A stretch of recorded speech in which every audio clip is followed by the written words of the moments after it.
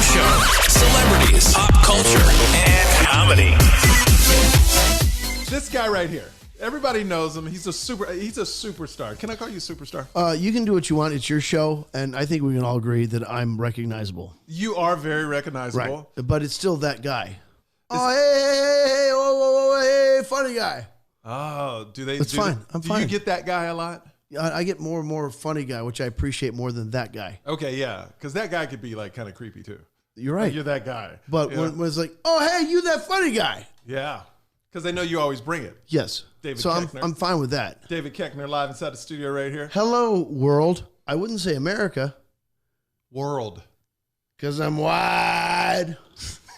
I'm nationwide. I'm worldwide. That's a steal from the ZZ Top. You are worldwide, though. We all are at this point. Yeah. To a degree. How do when you started the industry, not a lot of people worldwide. Now, anybody can be worldwide. Now, that's all that matters. But okay, this is it. This is what I'm trying to navigate. I'm a little older. I'm not as old as me, but that's fine. Exactly. I didn't want to say it, but you did. But do you fight that balance since you're in the entertainment business? Do I got to jump into that world? Do I not have to jump into that world? How do you approach it? I'll tell you. I'll give you an example. Yesterday, I was with my daughters. Well, my two oldest daughters. My youngest daughter is not social media savvy, thankfully.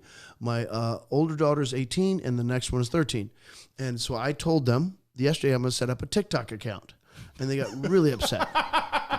Now, here's what Audrey did, the 13-year-old. So Margot, the 18-year-old, who's a senior, is just ignoring it. Like, I'll let this play out, and I'll let it happen whenever. I'll weigh in when I need to tip the scale. That's really the thought process. Yeah. Then Audrey went so far as to set up my entire account, almost like calling my bluff. The 13-year-old? Yes. Okay. Because I really don't care. I really, I'm so sorry. I really don't care about social media, which is antithetical to our business. Yes. Whether or not you and I care about it, it's part of us. We have to have it because it's commerce. And so are you going to get in a canoe with a paddle, or are you going to stand on the shore and hope a rock floats you? That's not a bad metaphor. Yeah. But so Audrey went so far as to set my account up, like calling my bluff, and then she's like, no, Dad, no, you're not getting it. No, you're a creepy old man if you do that. Did you do it? No. Oh. No. And then I said, is there a father-daughter account? She goes, yeah, Dad, there's a lot of them. Just that point of like, she can't even stand the fact that I feel like I have to speak to her. Oh, yeah. She's 13. 13. That's the age, though, I heard. It's true. It's true. Margot is less incapacitated when I tried to interact with her, but Audrey is fierce. Okay, so we're having a new baby, far away from 13. We don't know if it's a boy. Second one. We don't know if it's a boy or girl. How old's the first one? 2.5. Okay. So if it is a girl, what advice would you have for a new father of a girl if it is a girl? Well, so the first one's a boy. Boy. Well, you're just going to be happy. Oh, why is that? Oh, boys are the hard. Really? Oh. I heard girls are the hardest. Who told you that? Nobody. I'm just, well, no. just in my mind. Because you're a man, your natural instinct is, I really have to double down on protection. Yes. Now, the only thing you had to do is show love and kindness to your spouse, your wife, your female employee.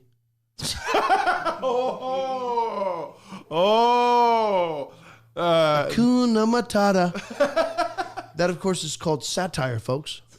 But today people are sensitive. Yeah. Good. We should be sensitive, because if we are sensitive, that might drive us to the idea of kindness. Kindness never loses. So, okay. Of course, that's completely satirical. Yes, we are in service to our goddess. Yes. The best we can do is to be in service to our goddess. And our wife, you have been bestowed upon a serviceable position in her world. Yep. Okay? Uh-huh. Here's my thing is, we have two jobs. Men have two jobs. And then if you're out of these two jobs, you're out of place. Keep the fire going. Go get meat. That's it. That's it. We're the hunters. Yes. Yeah. Hey, if you want berries, I know a place. Okay? You want meat? I'll go get it. Yeah. I'll keep the fire going. Go get meat. Now, the real question is, does loading the dishes fall into either of those categories?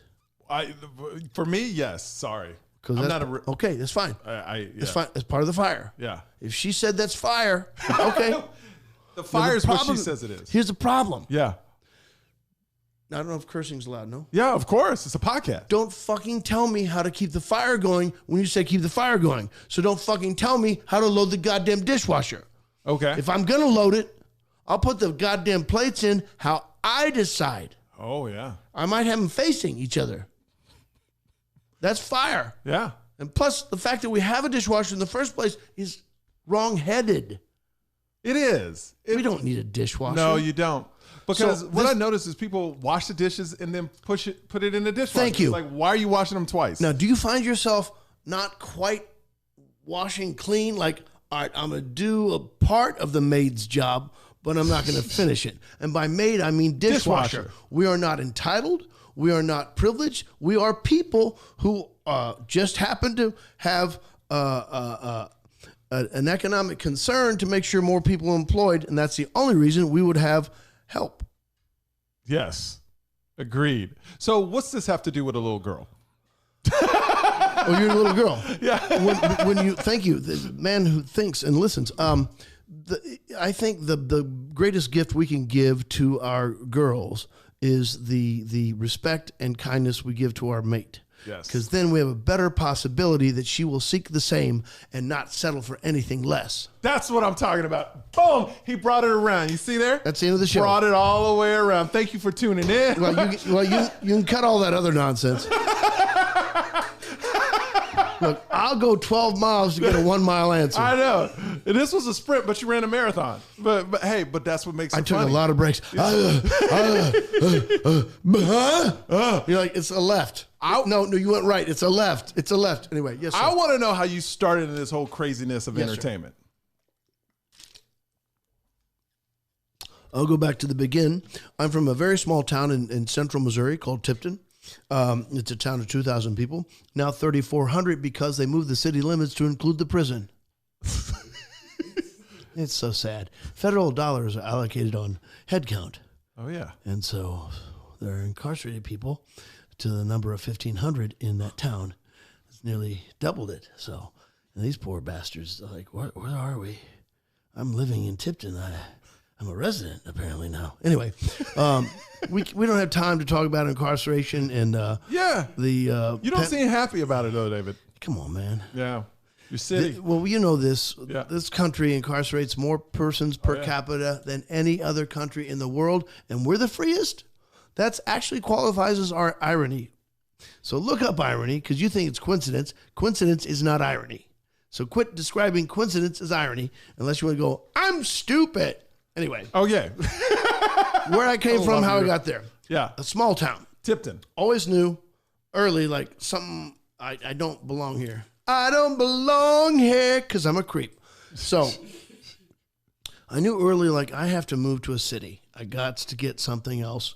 And then eventually by the time I was 13, I was like, I want to do something. I want to do something. I want to do something. Now, when I was 13, it was the first year of Saturday Night Live. Oh. And so I was watching that show and I was like, I'm going to be on that. I'm going to be on it. I'm going to be on it. Not even wishing. Just knowing. Knowing. Yeah, and this not arrogance. The arrogance is refusal. Arrogance is refusal of your dream. That's arrogance. Now, kindness to your dream and your heart and your soul. Kindness is accepting the dream that cascades down from your mind that was informed to you by your body, because that's the only place where truth lives. But we don't have time for that right now. Anyway, You're deep, man. You're deep. David's so deep. So I remember distinctly being 13 years old, and I'm in a small town, and I'm like, something else. Not that there's anything wrong with the people there, but they tend to be more narrowly focused globally. Narrow-minded. Yeah, thank you. Very. Yes. Okay. All right. And how early on did you know, oh, my brain doesn't work like theirs? I can't pinpoint it, but my guess is birth.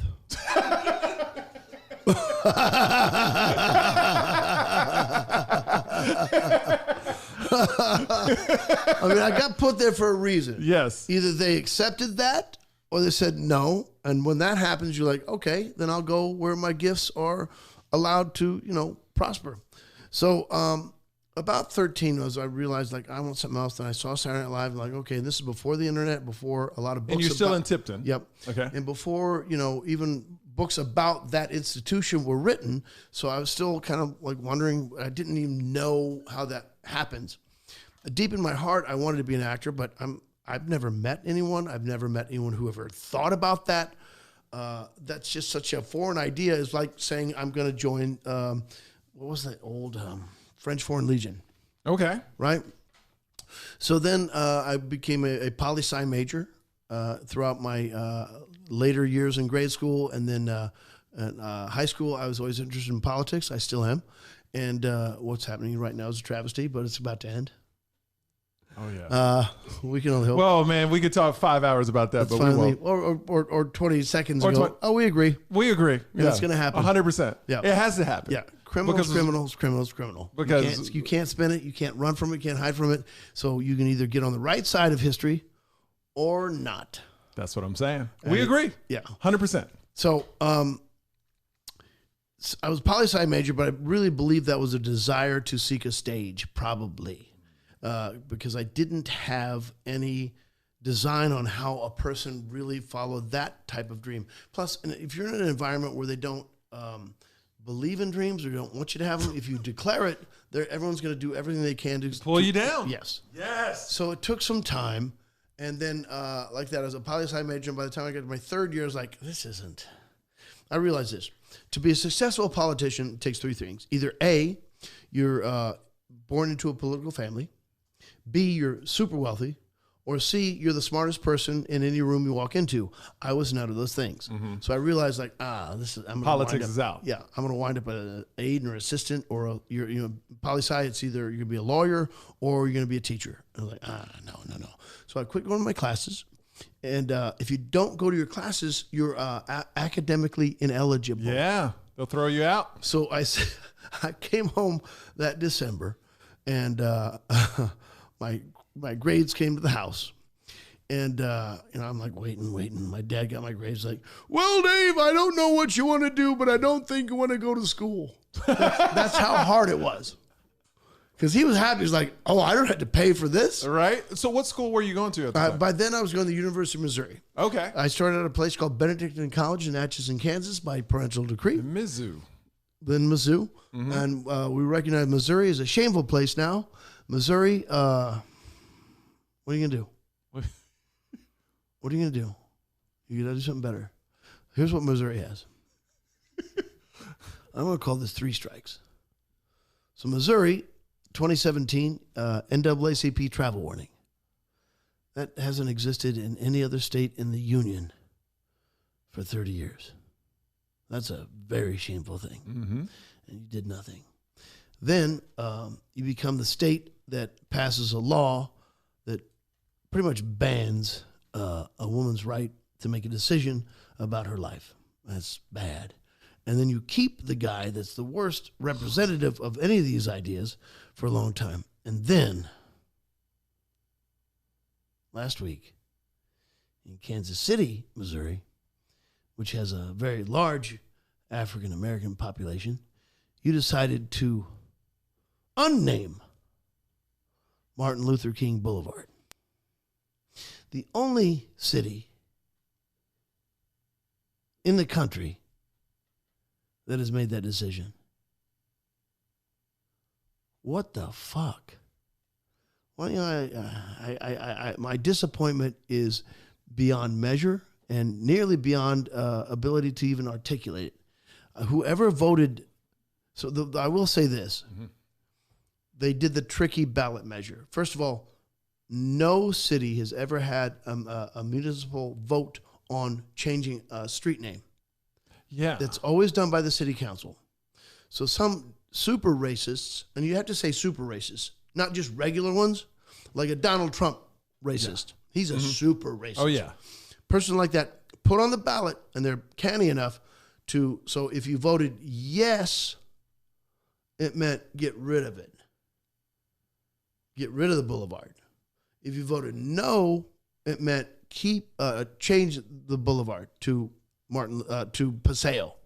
So It's like Prop 8 here in California. Got you. Mm-hmm. Prop 8 in California, a yes vote meant you're anti marriage for all peoples. Now, and so you parse that. Anti-marriage means man and woman. Anti-free marriage to whomever decides to part, whatever. So, Missouri, tough. So, Yeah. Being You're from not there, proud of it. No. Southern Missouri is worse than Central Missouri, but still, overall, Missouri, you're just in a shameful place. Worse than Alabama? That's hard. Yeah. Anyway, so that's where I was, and I went to Mizzou, and then briefly, and then I went and saw a show at Second City in Chicago because I'd read a lot of books by now about Saturday Night Live, where they came from, read books about Second City, read a bunch of books, and realized a lot of people that got to Saturday Night Live came from Second City. So me and my buddy went to Chicago, went to a show there, and I'm like, holy fuck. Yeah. Still not even knowing how this works.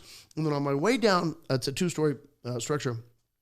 On my way down, I noticed this poster, and they taught classes. I was like, oh. Now, anybody else would be like, well, of course, that's what. But for me, I'm like, that's how you do it. So I had a matchbook and a golf pencil because in those days, you still had to fill out comment cards, and they hoped to get your address, blah, blah, blah. To get you into class. So I surreptitiously wrote down the number for the classes, still expecting, because my Tipton boy was still expecting someone doing this. Like, why are you writing that down? Right? Yeah. So at that moment, I was like, okay, good. This is what I'm going to do. So then I was there in Columbia working three different jobs as a cook, a sous chef, and a cook, and saved my money, moved to Chicago a year later, and started taking classes. What's the worst job you ever had? So I've worked since I was 7 years old. My father was a manufacturer of livestock trailers, and so he had his own manufacturing building there in Tipton. So I've always worked. And by the time I was a sophomore, I got tired of working for my dad. And so then this farmer named Howard Hayes came looking for help. Now, Howard Hayes didn't need help. He wanted just someone to hang out with. Howard Hayes was known as the guy who spit tobacco everywhere. Oh. The side of his truck was just one long brown streak of tobacco. And he'd been kicked out of every tavern and restaurant and nearly store in town because he would liberally spit his tobacco wherever he felt. Oh, like okay. So he was an anomaly, an outlier, I guess. Yeah. So he came looking for help. So my dad boy was like, how about that boy right there to teach me a lesson?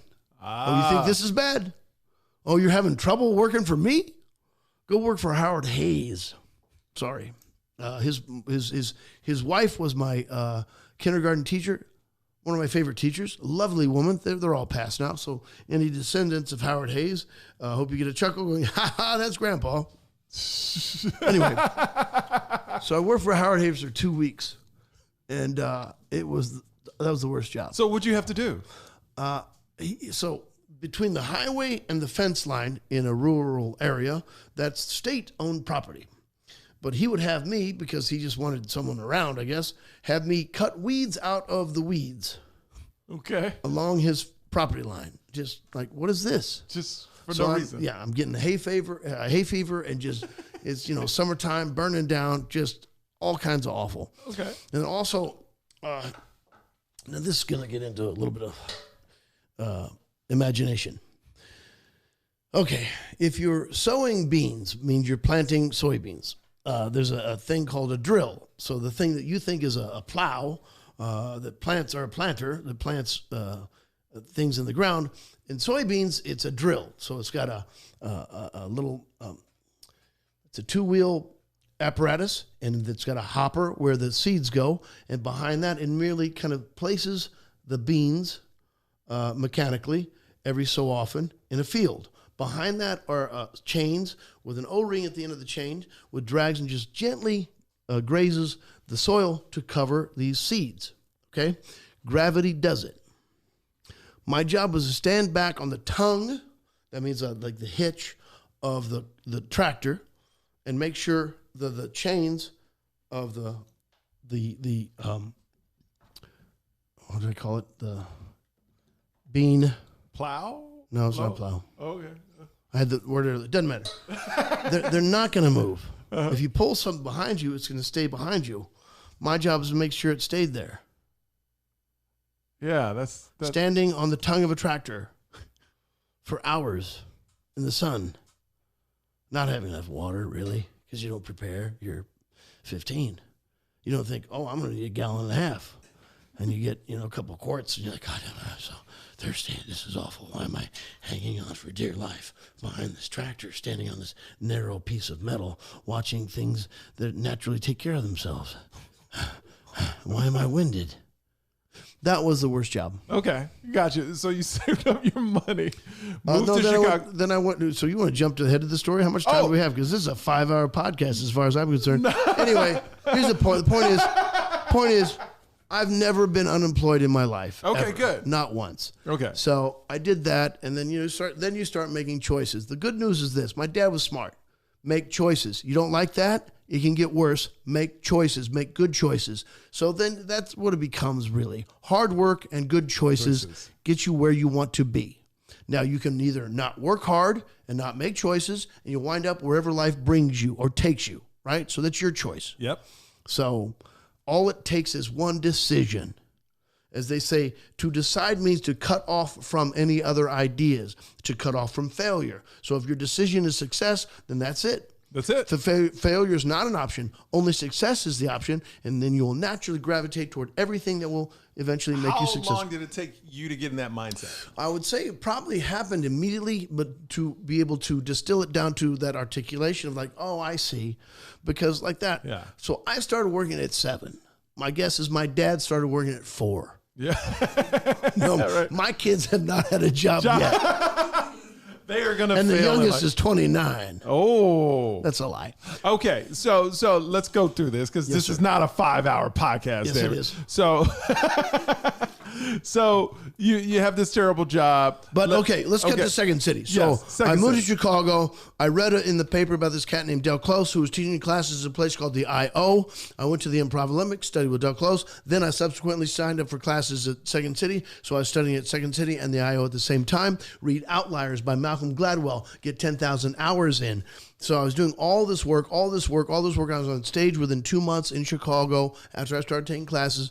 And then all you do is talk about your craft and your art, Now, some people can get impeded by that because if it's only that, then you get bogged down like, do you like me? Do you like me? No one likes you. It's true. It doesn't matter. Do you like you is the only thing that matters.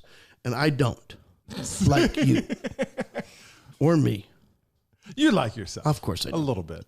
It's all satire, folks. So you were going hard in Chicago, Yep.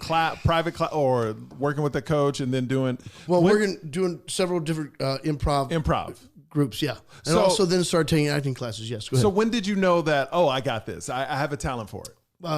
You naturally start watching the people you come up with. Yeah. Right? Am I keeping up with my peers? Right? And I always was. I always felt like, okay, there was an ocean, then a lake, then a hot tub, and you feel like you're in that hot tub.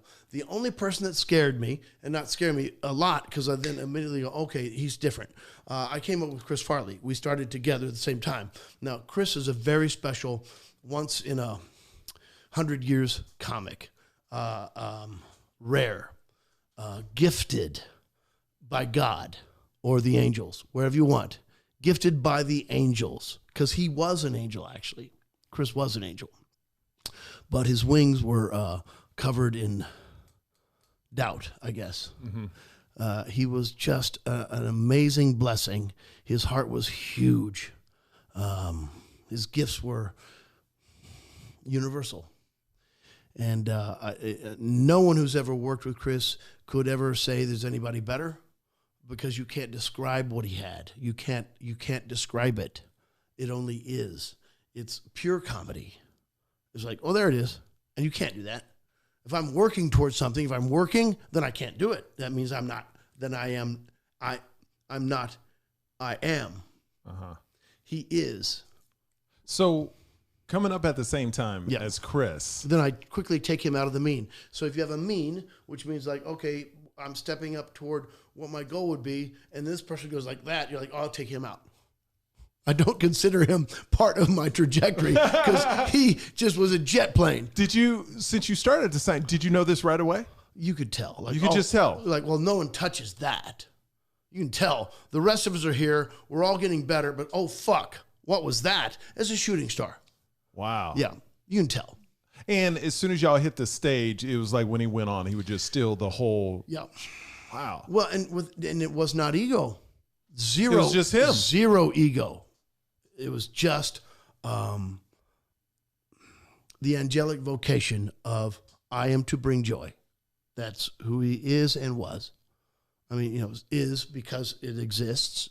And, it's just a beautiful human. So for you, because you said, I start to see the people I came up with. And then I would imagine, those people I saw before me, now I'm getting to their level and now even passing. And then you'd watch. How long did that take, though, for you? I never thought of someone I passed. I never thought. Not passed, but. But it's legitimate. It's legitimate because in our business, there are people among our tribe who go, I'm better than that. And Yeah. look, nobody's better than anybody. There's only one person in my way. Yourself. It's me. And because one thing people need to know, like, especially in stand-up, in any comedy you do, it's all subjective. Yeah, Some exactly. people may think you're hilarious and some people may think you're not funny at all. Exactly. There are 10 comic stars or 4 that we could both talk about or say, do you like this one? Do you like this? They, oh, fuck no. Yeah. But like that one who less people know, that's the best. That's the best, in Judd Apatow's book, my mind. You'll pause when you need to, right, Ernie? What the fuck's Can we look it up? Yes, no, it's coming. It's Okay. Super Dave Osborne's brother, who's more famous. His name's Einstein. His dad was okay. Jesus, fucking stupid. Made in America. Okay. There she is. Judd Apatow's book. The book doesn't matter. You'll cut all this, Ernie, right? God damn it! Remember Super Dave Osborne Yeah, just of passed away. course. His brother is I don't. Albert Brooks. Okay, here we go. Okay, Ready? pick up. So in Judd Apatow's book. So we talk about being famous or what you want to do to be famous or being funny or who's funny or all that stuff. Albert Brooks in Judd Apatow's book talks about the idea of where you are, who you are, and what you do. Now, Albert Brooks, his father was a famous comedian. His brother's a famous comedian. His last name is Einstein. So Albert Brooks is actually Albert Einstein. Yes. His father was a comic whose name was Park Your Carcass. And this is an interesting story. So they used to do the Friars roasts. And they weren't televised, but they were roasts. And there's a big Friars Club. And I believe this was in L.A. And he was roasting Desi and Lucy. Desi Arnaz and Lucille Ball. And he'd been, working for years as a comic, and he'd been infirmed. He was frail and sick. And this night he was on the dais, among the roasters, and he roasts them, and he just kills it, like the greatest performance of his life. And then he has a heart attack, and people don't know if this is a bit. This is while he's still just the end of his performance, and people are like, "What's happening? What's happening?" And they worked for an hour and a half to try and revive him, and then he passed. He died right there. Yep. I mean, you drive your greatest set ever. Good, bad, whatever. It's amazing. Anyway, his son is Albert Brooks. And so in Judd Apatow's book, Albert Brooks talks about success and, what's the measure, what matters, that kind of thing. And he said, and this is my impression, the money's in the middle, which means where everybody is. Everybody's in the middle. So you think about your sitcoms, and there might be the most watched sitcom right now might not be one that I like at all, and I might go, I don't get it. That's not funny, but no one's left out. That's the middle, where no one is left out. So a lot of people, you have a sense of humor. Yeah. Some people don't have a sense of what humor is, but when they go, I'm part of it. Now you and I might go, that's the tail end of it. And so we can be elitist and go, that's not funny. But if that person laughed, yes, it is. It's funny to them. Right? Yeah. Now, I'll be the corniest guy in the room if I can get a laugh. I will swing at anything. My batting average is nothing. But goddamn it, I will clear the fence enough. They go, oh yeah, yeah, Okay. he's a hitter. Yeah. I mean, you've hit like one at least so far. I hit a lot. But, so, when we're talking about or the original question was, and I never digress. I don't even know what my original, but when I because can I'm get so you off your entertained. point, I like it. But the thing was, but what matters? Who's funniest to whom? Yes. Like you said, that's what it was. It's So all subjective. It's all subjective. So look, man, if I we were talking about Farley and to your. Farley's that rare one where no one could not say he's not funny, right? Yeah, So 100%. he was universally funny. I don't care if you only like, Jean-Paul Sartre or whatever, whomever, Bertolt Brecht, only the most elitist comedies or progressive. Chris Farley destroys everybody. Yeah. Period. Yeah. It's pure. And That's the purest I've ever seen it. I've never met a person that didn't say, and like you said at the beginning, the most loveliest human being you'll ever meet in your life. True. Big heart. The only other pure comic is Andy Dick. Now, I know Andy's had his troubles, Yeah. and he continues to, and you stumble, but you can always stand, Andy. You can always stand. Any day, you can wake up and go, okay, I'm fine now. I will continue to be. In terms of pure comic, it's Andy, because it's not trying. It just is. Got you. He's rare. He's rare. Now, because we only have about 15 more minutes. I'll take 2. Oh, 100? But you can give me questions that must be answered in 30 seconds. Okay. if you'd Okay. like. Well, you don't have to be answered in 30 seconds. But after you went into the improv classes, Yes. you excel. What was that jump? What was that next big jump for you? I would say continuing to dive deeper into the work. Okay. Del Close would say that, comedy is important. It's not something that's frivolous. It's as important as religion. And so when you treat it that way, you give it more respect. And so you have more self-respect. And you have to inform yourself and you have to inform the audience. Del would say, treat your audience like they're poets and artists. And then they have the chance to become that. Now, a lot of people are like, oh, the audience is shit. It's never the audience's fault. Never the audience's fault. You didn't connect for some reason. Well, was it your arrogance? Did you only come in with ego? Your job is what? Reading the room first. Well, your job... To make people laugh. Our job is to make people laugh. To bring joy. To bring joy. That's it. That's it. Whatever it takes. So now if your ego gets disturbed because you didn't get what you wanted, then you're not doing your job. You know what I love about stand-up, because I know you do stand-up. Well, I too. do it now. I didn't start as a stand-up. I know you do it now. Right. Actors say, because I was on the set of, this was when Modern Family was huge, and they knew I did stand-up. A couple of them saw me, and they go, I can't, like actors, just actors. I'm not talking about actors that do improv, just straight up actors. They're amazed at stand-up comedians. I feel that if you're good at stand-up comedy, you get the respect of the industry. Right. More than just acting. Right. Do you believe that? Yes. Now, the trick is to get the respect of stand-ups. Gotcha. Right? Yeah. You can get the room. You can win the room. But what about the guys in the back room doing this? But you don't care. I wouldn't imagine a person like you would care. do. You do. Yeah, because all I care about is my peers. To be honest, if I can win my peers, then I win. Okay. Then I win. So The most cynical, if he goes, oh, I can't do that, then I win. Okay, let me throw it out there. If you could win the respect of one comedian, stand-up comedian, who would it be? The kid I don't know. Yeah. The kid I don't know who is assuming who's already prejudged me, thinking I'm an interloper. Look, man, I'm a lifetime comic actor that includes everything. I do improv. I do stand-up. I act in comedies. I act in comic television shows. I guest star everywhere. I'm a series regular everywhere. I am a comic actor in movies, all kinds of movies. I'm a guest in movies. I'm everywhere. I do voiceovers in all kinds of cartoons. I do voiceovers for commercials. I will do commercials. I will do stand-up. I will do everything. So, as far as I'm concerned. Like that's what's surprising to me is that you're a person of that status, and you would care what comics in the room think. Like in my mind, I would just, as long as I'm happy with the product I'm putting out and the audience is laughing. That's because I'm gonna put it like this. When I first started stand up, I was opening up for a comic, I would say. And he goes, well, I care more about the comics than the audience.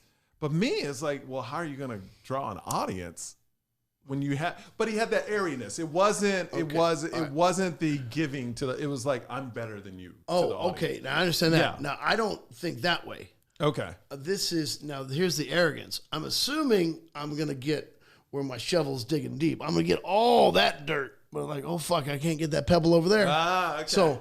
And again, it's not ego, but I understand what I'm giving the audience, and by the feedback, their laughter, I recognize I'm giving you what you need, what we both agreed that I'm going to do my job for you.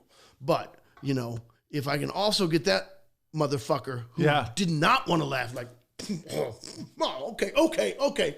So then you really win. And it's not about him. Yeah. Now, can I spread my wings larger, right? To invite all, to encompass all, we might say crush all. Yep. Bring them all into the thing. Like you cannot stand outside my circle.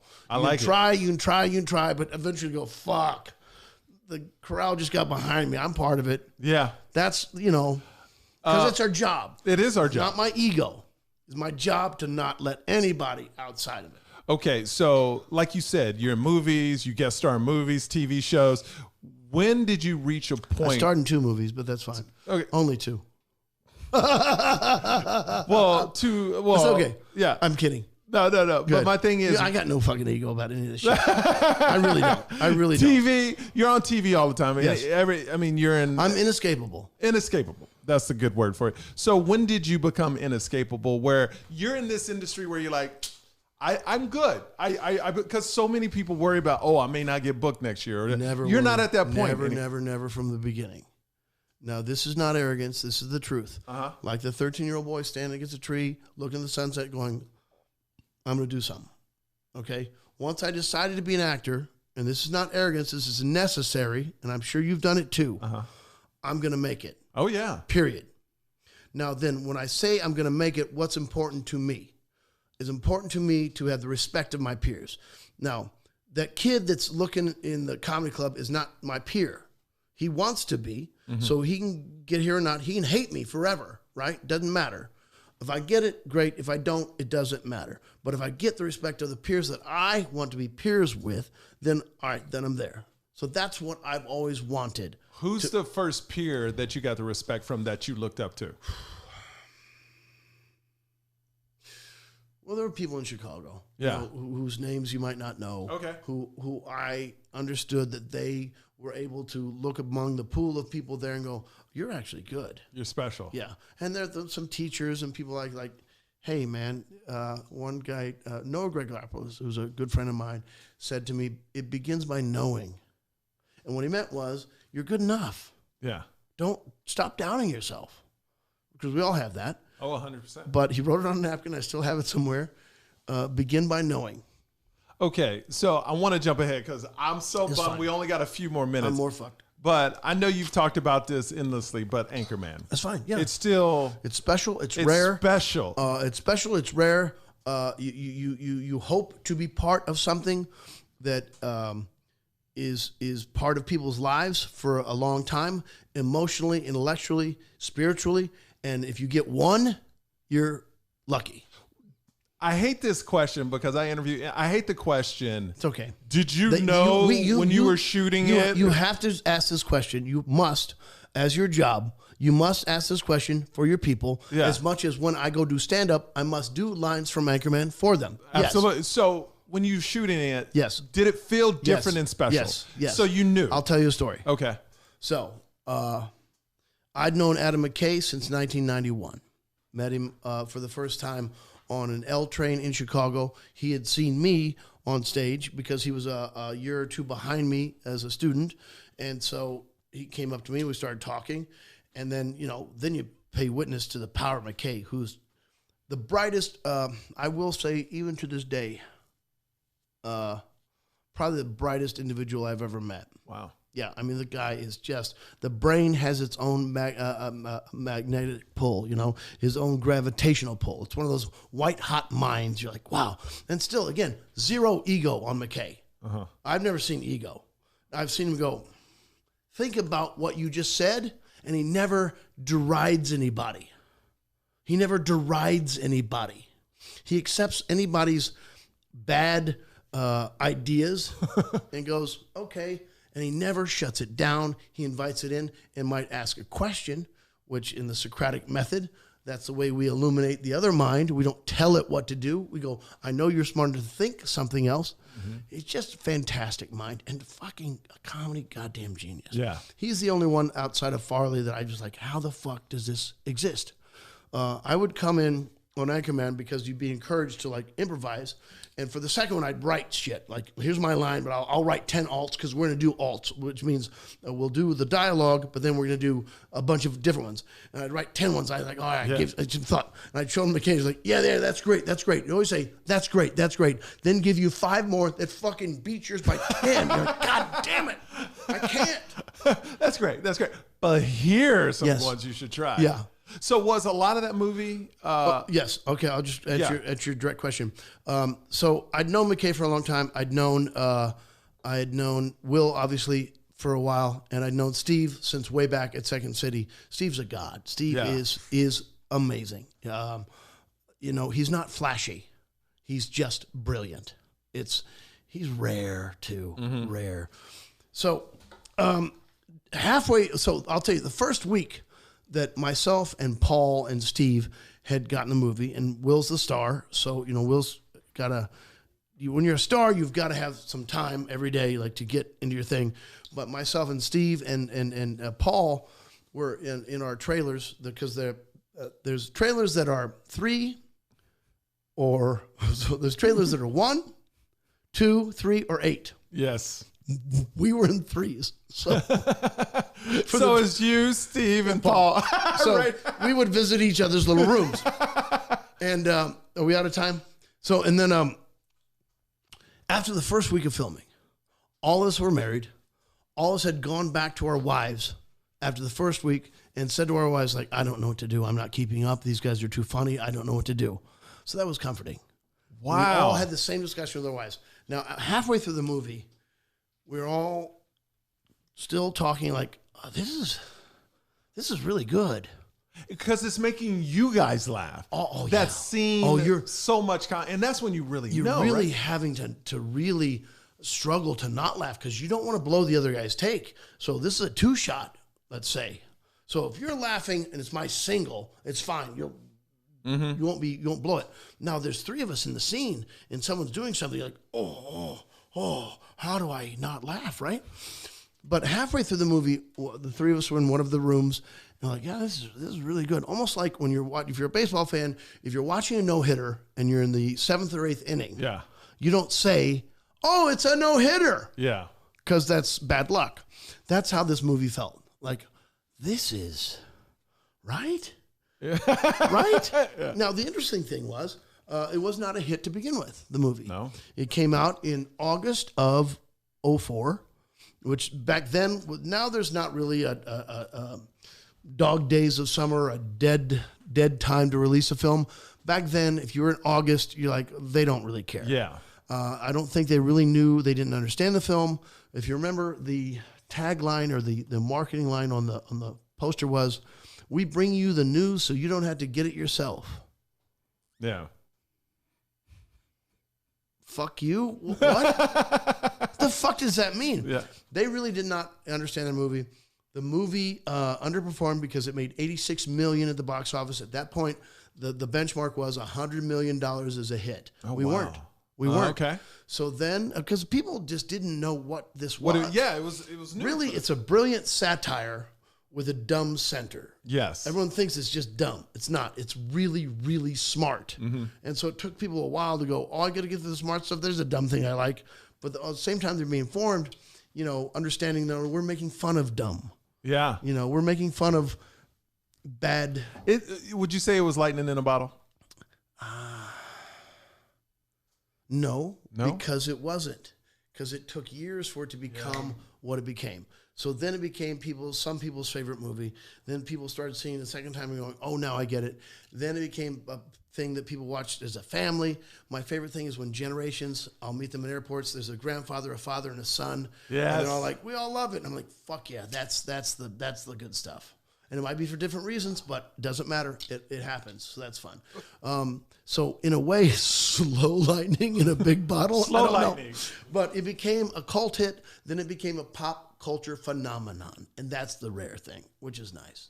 And it must be, I mean, we got to end on it. God, you got to come back one It's day. okay. when I'm at your beck and call. Yes, thank you. Or beck and call. So what are you working on now? I know you're on this Bless This Mess. Bless This Mess, really a good show. And I wouldn't say this. I'd go, oh, yeah, watch it.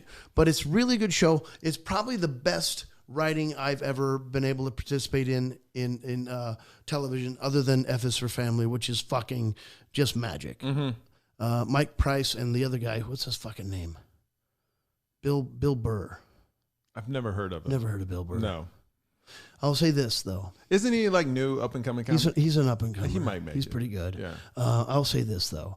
The Kansas City Chiefs are going to fucking wipe the floor with the Patriots December 8th. It's going to be so much fun. And Bill Burr's going Are to you going to have Mahomes back, though?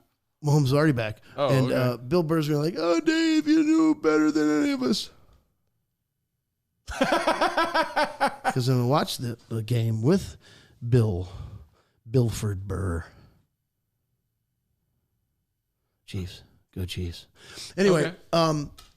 but you were saying something else. I forgot now. Was final wrap up. Oh, the Bless This Mess. Bless This Mess. You were talking about Tuesdays on ABC.